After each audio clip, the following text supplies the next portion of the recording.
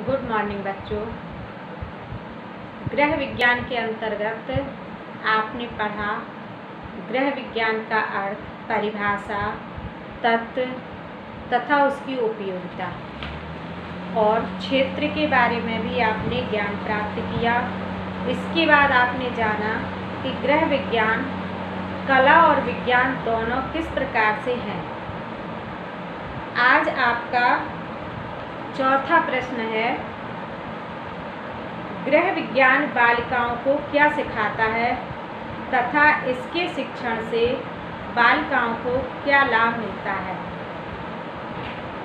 बालिकाओं के लिए क्या ज्ञान देता है और बालिकाएं गृह विज्ञान को पढ़ करके क्या लाभ प्राप्त करती हैं और किस प्रकार से अपने घर का संचालन करती हैं, इस विषय में आप पढ़ेंगे। वैसे तो गृह विज्ञान का अध्ययन महिला, पुरुष, बालक, बालिकाओं सबके लिए बहुत आवश्यक है, क्योंकि उसमें कुछ ऐसे पहलू होते हैं जिनका ज्ञान सभी के लिए आवश्यक होता है। फिर यहाँ पर बालिकाओं के लिए बताया गया है कि गृह विज्ञान का अध्ययन बालिकाओं के लिए विशेष महत्वपूर्ण है। तो वो निम्नलिखित कारण हैं जिनके कारण गृह विज्ञान के माध्यम से बालिकाएं लाभान्वित होती हैं। इसके अंतर्गत मैं आपको हेडिंग्स बताऊंगी, हेडिंग्स लिखकर भेजूंगी और प्रत्येक हेडिंग के बारे में बताऊंगी। आपको इसका आंसर लिखना है हेडिंग के हिसाब से। सबसे पहली हेडिंग है गृह प्रबंध एवं गृह संचालन। गृह विज्ञान के अध्ययन के माध्यम से बालिकाएं घर का अच्छी तरह से प्रबंध करती हैं, घर की व्यवस्था सुचारू रूप से करती हैं कि हमारा घर किस प्रकार से बहुत ही सुंदर और आरामदायक हो। तो इसका ज्ञान हमें गृह विज्ञान सिखाता है कि किस रंग के हमारे कमरे में पर्दे होने चाहिए, किस मौसम में कौन से रंग के पर्दे लगाने चाहिए, पर्दों की क्या आवश्यकता होती है। पर्दे इसलिए लगाए जाते हैं कि कमरे में सीधी हवा प्रवेश ना करे, और घर का संचालन करना भी गृहिणी को सिखाया जाता है कि घर को किस प्रकार से व्यवस्थित करें, आय व्यय का बजट कैसे बनाएं, कोई भी कार्यक्रम हो तो उसको कैसे नियोजन, संचालन तथा मूल्यांकन किया जाए, जिससे कि हमारा कार्य शीघ्र और सफलतापूर्वक हो और हम किसी के हास्य पात्र ना बनें। इस प्रकार गृह विज्ञान के माध्यम से हम सीखते हैं कि घर को किस प्रकार से व्यवस्थित रखें तथा कोई भी प्रोग्राम, कोई भी मांगलिक कार्य जब हमारे यहाँ आता है तो हम उसका संचालन किस प्रकार से करें। दूसरी हेडिंग है सामाजिकता का ज्ञान। मनुष्य एक सामाजिक प्राणी है और उसे समाज में ही रहना है।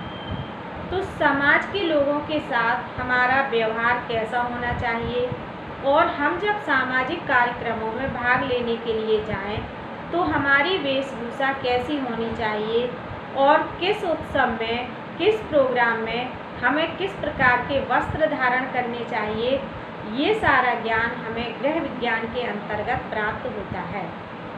कब हमें, जैसे जन्म दिवस पर कैसी पोशाक धारण करनी चाहिए, कैसी साज श्रृंगार करना चाहिए, विवाह में कैसी पोशाक धारण करनी चाहिए, और जब हम किसी मृत व्यक्ति के यहाँ जाते हैं, मृत्यु हो जाने पर जाते हैं, तो हमें उस समय कैसा व्यवहार तथा कैसी पोशाक धारण करनी चाहिए, इसका ज्ञान गृह विज्ञान के अंतर्गत आता है। तथा लोगों के साथ उठना, बैठना, बात करने का तरीका किस प्रकार से होना चाहिए, ये ज्ञान भी गृह विज्ञान सिखाता है। परिवार कल्याण के लिए तीसरी हेडिंग, परिवार कल्याण के लिए कि हमारा परिवार कैसा हो, क्योंकि कहा जाता है कि छोटा परिवार सुखी जीवन का आधार होता है। और परिवार कल्याण के सारे नियम भी हम गृह विज्ञान के अंतर्गत सीखते हैं कि बच्चों का कैसे पालन पोषण कर किया जाता है और किस प्रकार से उन्हें हम एक संस्कारी व्यक्ति बना सकते हैं। ये ज्ञान भी गृह विज्ञान सिखाता है तथा किस प्रकार से, क्योंकि कहा जाता है कि परिवार ही बालक की प्रथम पाठशाला होती है। परिवार से ही बालक सब कुछ सीखता है, उठना, बैठना, चलना, दूसरों का सम्मान करना और थोड़ी बहुत पढ़ाई भी प्रथम पाठशाला से प्राप्त हो जाती है। व्यवसाय, अगली हेडिंग है व्यवसाय के लिए।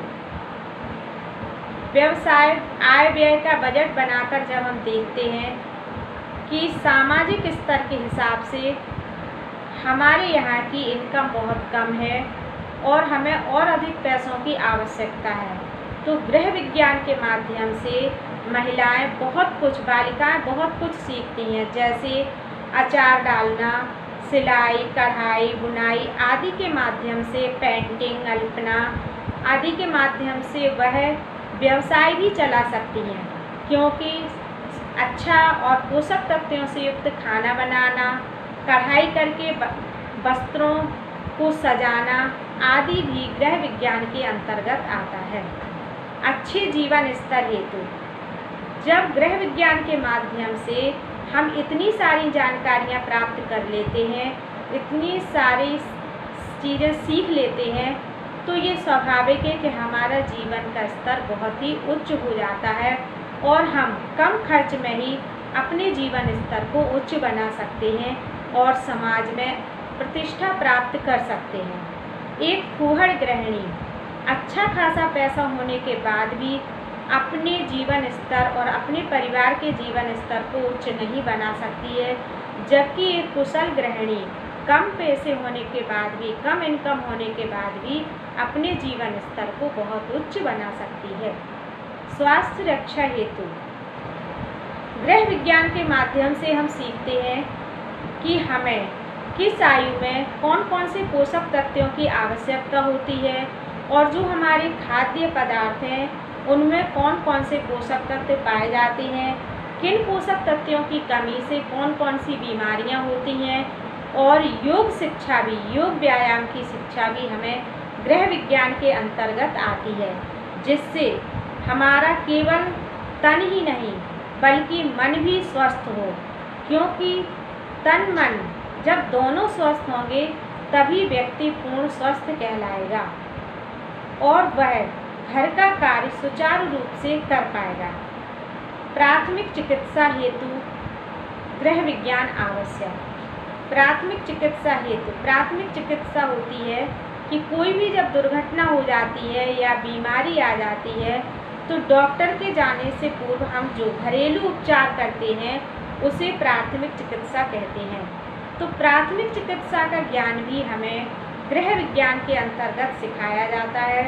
थोड़ा बहुत जब बीमारी आती है, जैसे अचानक जल जाना, चाकू से उंगली कट जाना, छिल जाना या बच्चे का गिर जाना, ये छोटी मोटी घटनाएं जब हो जाती हैं तो हम घर पर कैसे उसका उपचार कर सकते हैं और डॉक्टर के पास ना भाग करके धन की भी बचत कर सकते हैं। लेकिन जब कोई गंभीर बीमारी हो और बार बार घरेलू उपचार के बाद भी सही ना हो रहा हो व्यक्ति, तो तुरंत अस्पताल ले जाना चाहिए। हमारी रसोई घर में भी बहुत से ऐसी चीज़ें होती हैं जो कि उपचार के कार्य में सहयोग करती हैं। इन सब की वो कौन कौन सी चीज़ें होती हैं उनकी जानकारी भी हमें गृह विज्ञान सिखाता है। गृह अर्थव्यवस्था के लिए, अर्थव्यवस्था जीवन का मूलभूत आधार होता है। एक कुशल गृहिणी जिस प्रकार कुशलता से अपने घर का बजट बनाती है, वह एक अशिक्षित गृहिणी कभी नहीं बना सकती है कि कम से कम पैसों में हमारे जीवन का स्तर बहुत अच्छा हो और हम किस प्रकार से अपने घर की व्यवस्था करें कि व्यक्ति को संपूर्ण पोषक तत्वों से युक्त भोजन मिल जाए और वह स्वस्थ और प्रसन्न रहे।